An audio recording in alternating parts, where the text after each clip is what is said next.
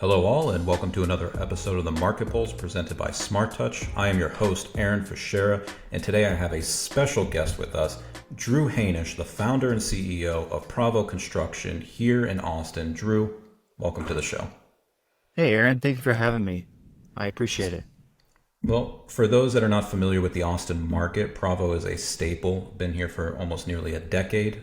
Primarily started off in commercial TI and GC, and have really solidified themselves in reuse construction. In previous shows, we've talked about reuse and environmental ways of construction and the blend between commercial and residential. And having you, Drew, is just a continuation of that discussion. So I appreciate you being here, and let's Yeah, I dive in. appreciate it. And then I, I appreciate you considering us as a staple. Um, Yeah. we're still a baby. I wouldn't consider us a staple just yet, but I think that we've done enough good things in the market to continue to put out a good product and have a good name in the market. And right now in our progression and maturation, that's a good place for us. Yeah. And I think the audience is going to be pleasantly surprised, when we walk downtown and you kind of point at the different buildings, some of the historic and landmark, not many people realize that, your hands have touched these buildings and preserved, but we'll dive more into that into today's Yeah. show. But to start off, I always like to ask our guests, Drew, how'd you get into this industry? Well, I guess, got into the industry. I did get a construction management degree in college, and so it was a career path that I did want to pursue. Um, you know, as far as, starting Bravo and founding the company, I look back at those days and, um, there's certainly a level of ignorance that allowed me to kind of take that step, not really knowing what I was getting myself into, and kind of having the audacity and some of the confidence to be able uh, to know that I could go and figure it out. I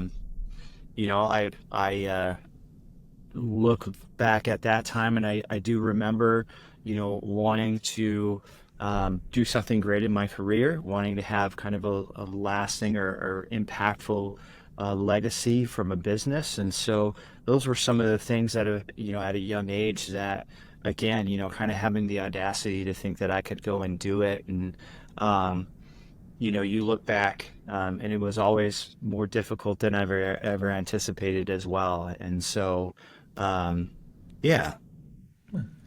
So you have the scar tissue and the wounds No, from.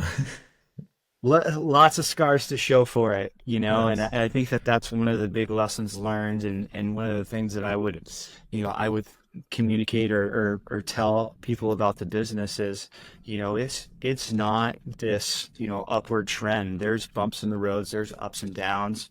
We have a lot of scars to show for a lot of the successes that we have. Our story is not one of success at day one and continued upward trajectory. We were a corporate interior contractor for 3 years where we had some good success, and then or 4 years, and then COVID happened, right? We were a corporate interior general contractor, so you could see how that could impact the business. Very happy to say that I think that we did a very successful job during that time period and getting through, and really thriving through that. And again, I look back and we're better for it. We really were able to hone a lot of our skills. We were able to reevaluate the business during that time and find out who we are, what we want to do, what are the type of projects we want to do. How are we creating lasting clients, repeat clients, and those types of things. And I think that we've made a turn coming out of kind of the COVID over the past couple of years that we've continued to kind of expand on. And we've seen a kind of a really good trend over the past few years in our ability to be able to strengthen the business coming out of COVID. I know it's kind of cliche, and a lot of people, our guests, have talked about it. Is a catalyst moment for a lot of people, especially both on the commercial and residential side, just construction in general, supply chains just being one of many factors. But with Pravo, during that period, you kind of created this very unique, well, forward-thinking trend that's now becoming the hot topic. If you know, the 60 Minutes, publications all over are trying to crack the nut. Reuse construction. You know, where you're taking the material, you're trying to preserve as much, and working with older products. It seems like it's very timely. So, could you kind of give a little bit about what made Pravo so unique in this field, and what are some notable projects that fall under this reuse construction? Yeah, I definitely, there's definitely a trend in the market, and we could talk a little bit more about kind of the reuse trend and what are some benefits to it.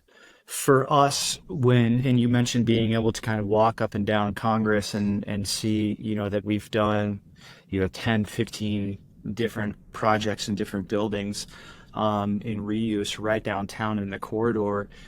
For us, it's a more of a natural fit for us than us following a trend. And I think that we were kind of already dabbling within that space before we started to see some of the trends that we're seeing nowadays in reuse. And so that's something that just came very, very naturally to us. And of course, it's a niche and something that we do. It's not all that we do, but we really, really enjoy that work.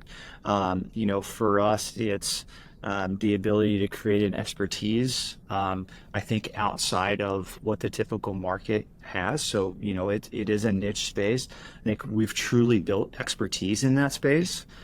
We've built systems and processes to be able to go in and evaluate buildings, whether we're looking at the structural, we're looking at the MEP systems, we're looking at, code compliance and ADA, fire life safety. We're providing kind of that feedback loop to the design team, and the engineers, and of course ownership for us to be able to plan correctly for that project. And then of course there's a design element that we're trying to be intimately involved with the architect, and making sure that we're doing right by and preserving as much as that we can in that evaluation. So um, you know as we've had continued opportunities, like I said, it's really a space that we've been able to build expertise in that space. And, for us, it's something that we're incredibly passionate about. We really like that work. And for the audience that may not know, how I've even heard recently in some conferences people throwing around reuse construction and adaptive reuse, but it never really seems to fully understand. And to you, what is a reuse construction, and what are there subcategories, or is it just all in giant umbrella? Yeah, there's a handful of different types of reuse. There's the adaptive reuse. There's historical preservation. There's kind of remodel. The reason that term kind of reuse is a broader to different kind of product types, and a lot of what we're seeing with the reuse is, they're in a greater trend that we're also seeing within construction, which is another reason why reuse is there's this blend of different uses that can be used within an older product, or what's typically known as a depressed asset. There's opportunities for this blended hospitality, residential, retail, That this kind of live mixed work play. use live work play, is a huge trend that we're seeing certainly in central business district downtown areas. And so it lends itself to a different those types of product uses where you're able to activate those spaces in different ways. And so that's why that kind of fits within kind of a handful of different buckets there. Well, and to that point around just trends and what we're seeing in the kind of the downtown area, I want to kind of get your thoughts on the current state of the market. Right now, as we're looking as coming off of a report, and I'm going to focus on Austin, but I can also touch on other markets as well. Yeah. We're at a 25% open occupancy rate in the office space. Yeah. However, if we look around other markets, there's 30, even 40%. Retail is on the rise. Same with hospitality. they're flying off the shelves, and you can also see a growth in the suburb markets. However, this kind of back to office and TI spaces decrease. I know we have a lot of people pushing for back to office. It's getting better versus the pandemic, but not the full-fledged return as we're hoping or looking for. So what are you seeing? Are those accurate? Do you see another view from the GC level, from the builder perspective? How would you describe the current state of the commercial real estate market in Austin? Yeah, I think there's kind of a two part there. The larger, just in Austin. So, you know, we have a unique market, right? We have been able over these past couple of years um, to keep demand high. I think the Apples, Googles, Teslas, the Samsung kind of supporting companies, TikTok. So we've kind of been able to insulate ourselves and build a pretty robust kind of tech sector that's kept demand high. Um, you know, of course, rising interest rates and inflation, those have stopped kind of new developments. And so we've seen those been paused here over the past couple of years until we see kind of a softening of that. The good thing is, we do have a slight oversupply here in Austin in product. And so, Austin's a very unique market where vacancy rates, have peaked and seem to soften. That's been supported by, a few, continued kind of population growth. And then certainly the tech sector. So Austin's definitely a unique place. Um, for us, we definitely saw a downward trend in our corporate office, corporate interior. Um, with that being said, we also saw, a huge growth in retail and hospitality. I think that just even the average Austinite can probably see the expansion and rise of retail and hospitality over the past couple of years, and so, or in Austin, so we've seen that continue to grow and continue to be a good space for us.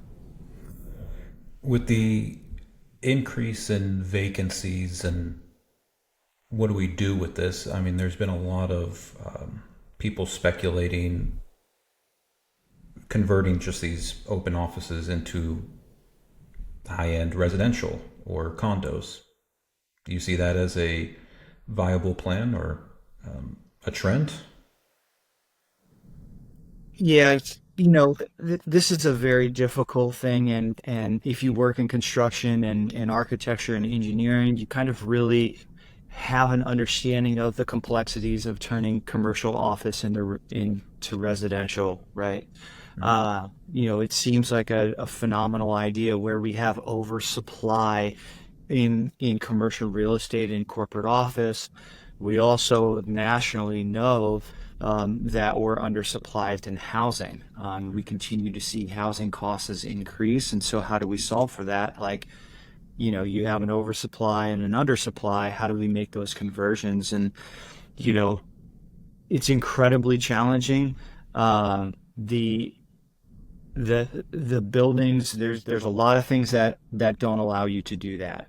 I think the structure itself, how the MEP systems feed through commercial spaces, how their buildings are laid out, how are you getting natural light into interior spaces into buildings. There's all kinds of challenges to converting commercial into residential. We haven't seen a lot of case studies and successes in that. The federal government, the Biden-Harris administration has tried in October of 23. They did pass a federal bill to provide some incentives I did see that. for people to try to go and make those conversions. When you run the numbers on there, they typically don't work. The remodel costs in order to be able to convert commercial into residential with the challenges you have to deal with is that it doesn't pencil out. So the federal government has tried to look into providing some subsidies to make that happen. We haven't seen good success and good case studies. Now, that's in like large scale commercial construction. I believe that we are going to see some of the first abilities to get some of these case studies in older depressed assets. So if you're looking at buildings that are somewhere between kind of built in the 1920s to 1950s, those types of structures sometimes lend itself better to making those conversions. So, but those are smaller product, right? Where we're not, but what it will allow us to do is it will allow us to get a few case studies under our belt to be able to look at how we're able to solve for some of these things. So, from an investor perspective, if you were going to look at this older building, what would you recommend, from the GC perspective? Hey, I got a choice between a new high rise or a depreciated building, and you're saying go with the latter. Okay, what do I need to be mindful of? If I want to make this work. Yeah, I would say it's still very early to make those determinations. I think just in general, the first thing is going to be looking at the structure, right? Looking at um, is it is each floor metal, steel and metal pan decked, or is it a wood structure? What modifications can we make to the base structure allow to get natural light into certain areas? The utility upgrades. So evaluating, what's your incoming water, what's your incoming power, what's your wastewater capacities. Those types of things are going to be some of the first things that you're going to look at. So structural changes, kind of design and layout, and then, looking at utility upgrades. And of course, making sure you're checking the box on is there any zoning and regulations around me putting residential here, and getting a general contractor or an architect to also look at building code compliance if there's anything there that would be a costly upgrade. Do we need to add elevators? Those types of things. So yeah, those are some of the first things that I would look at, and those things are true for if you were to go into a high-rise commercial space and looking at converting into residential. So some of the same strategies still apply there. We just don't have enough case studies. Those things are very broad. I wish I had more intimate details to be able to share on how to make this conversion happen. I still think that we're some time away from getting really, really solid, good case studies and really good buildings that we can look at that are success stories in that space. But it sounds like if there is a class that can mitigate that risk in reuse construction, it's probably the older type than say the newer, larger, floor open space floor plans. Yeah, certainly. I think people, when they look at that, they look at, hey, we have this 20-story building of commercial office that's vacant. How do we reuse that, right? Um, I think there's some opportunities there in some of the older product that I think better lends itself for us to develop and build some case studies around. Well, it sounds like there's longevity. I mean, there's got to be some sort of irony that, hey, we see these Class A buildings that are selling for 80% discount, but then you look over here and here's this almost like a little house from up that's been sitting in the neighborhood for 50 plus years that can be revitalized and reused and provide more to the community than the massive undertaking it will for that Class A building. Yeah, better than that. Just things that are right under our nose that we don't expect. Mhm. Well, I know we talked about adaptive reuse trends in residential. Are you seeing this in other conversions, hospitality, retail, office? Are you seeing any notable shifts or trends? Yeah, I mean, I think touching on, I know you talked about, or we touched on you converting and reusing older product into residential, but the very simple of that is, converting into commercial office space or hospitality or some sort of retail.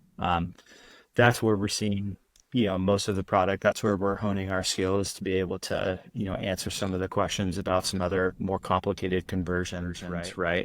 Um, that's that niche space that we work in, that we've done quite a bit of work, that we've built expertise in, like I said, and then we've really built kind of a passion around that type of work as well, because that's not, hey, the next corporate office, the next corporate office, the next corporate office, right? Our project teams are really able to sink in and learn about the older building and look at some of the materials that were in that building and where did it come from and how are we going to duplicate this? We had a project recently where we had pulled up some old marble, and we needed to match and we needed to replace. We found it, it came from an old quarry 120 years ago or so in outside of Marble Falls. That quarry, we weren't able to get that stone, but like those are some of the research and some of the things that our teams are doing. And so that kind of tinkering within that space, as builders, really allows us to kind of build a passion and be able to pull out,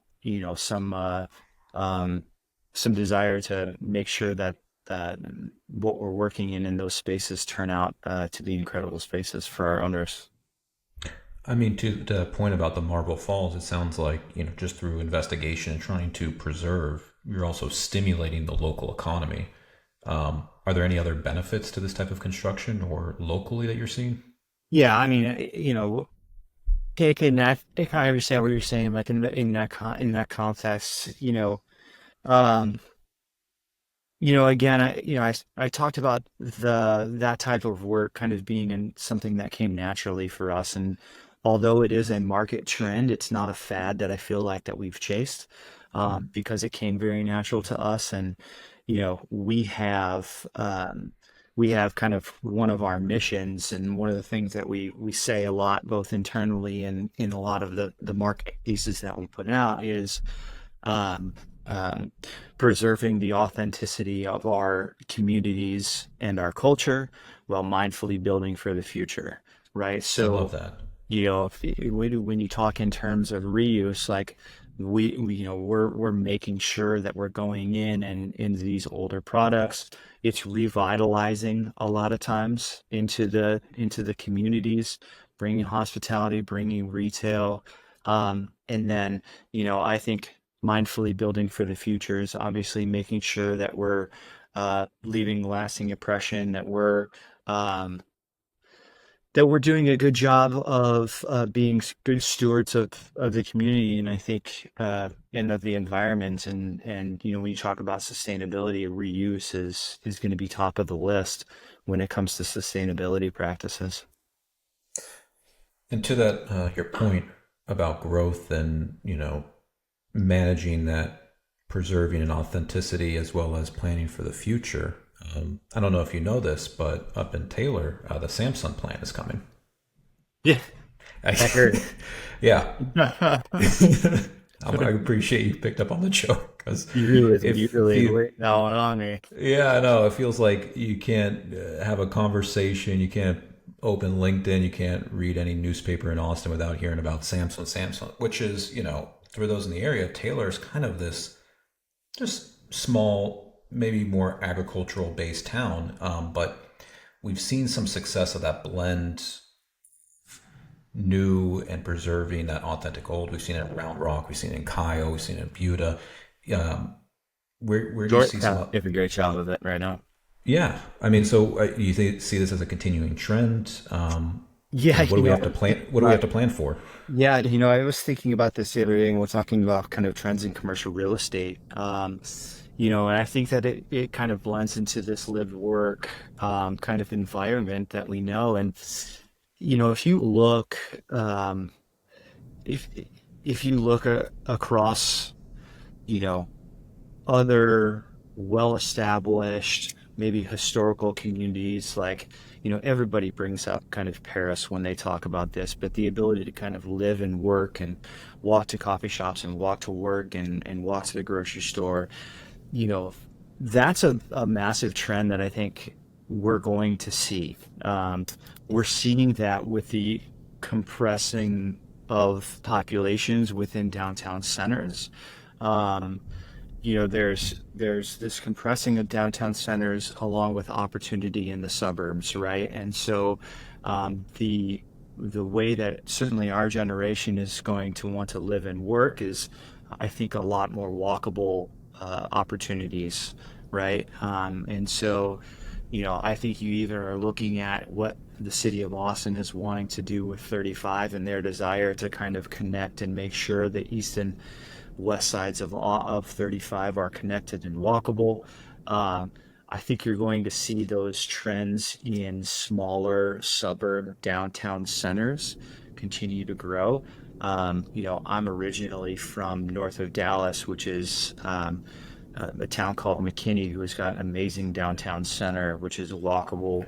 There's beautiful historical That area is just that massively blown area. up in the last 10, 15, Yeah, 20 and years. certainly, and as we've seen, like, and we're seeing that with Georgetown too, right? Like, as we're seeing these suburbs grow, like their downtown centers, they're being incredibly mindful about how they're creating these downtown environments and downtown centers that are bringing everything. It used to just be some restaurant retail, and now they're bringing in corporate office into those as well, and so I see a huge trend in that in the future, of the growth of suburbs certainly, but the growth of these downtown centers in those suburbs really being a place where people can live, work, um, and walk and commute, on a bike or walk. I think we'll see that trend certainly in our generation.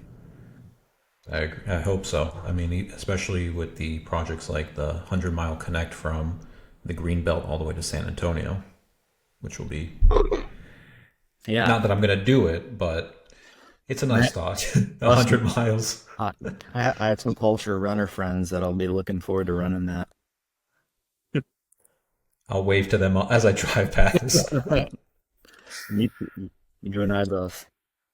Well, Drew, we kind of went through the gamut, but are there any other trends that the audience should be aware of when it comes to, not, I mean, just the market, what you're seeing? I know we talked about legislation, the Biden Harris. I've heard mixed feelings about that too because it doesn't also cover soft cost, where some architects and designers are upset that, hey, these initiatives are covering the material, but we can't get there without actually the conceptual phase and having these dialogues.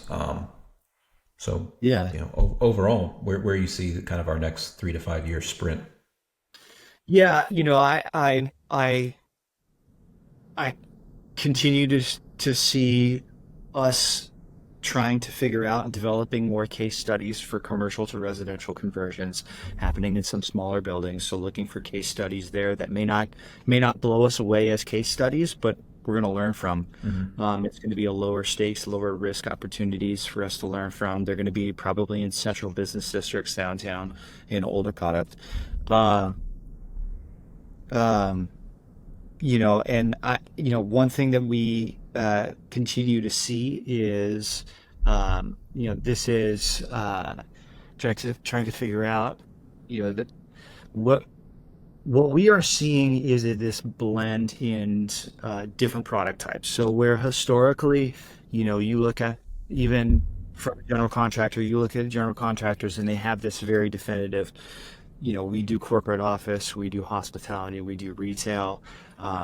We're starting to see the architects and owners, out of the necessity of making a space successful, those things start to blend. So our corporate office is starting to blend with hospitality, right?